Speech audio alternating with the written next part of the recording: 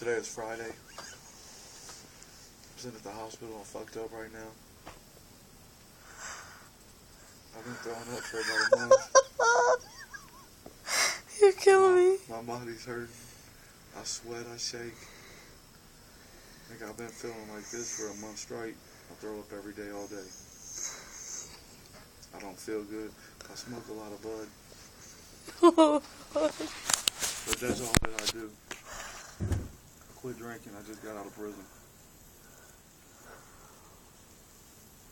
What's your name?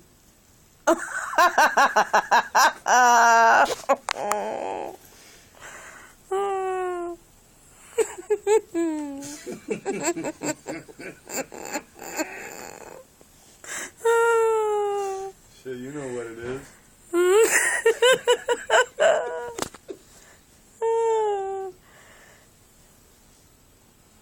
But yeah, I just seen the doctor.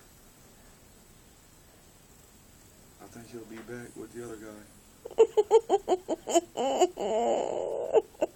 Alright, now, stop it.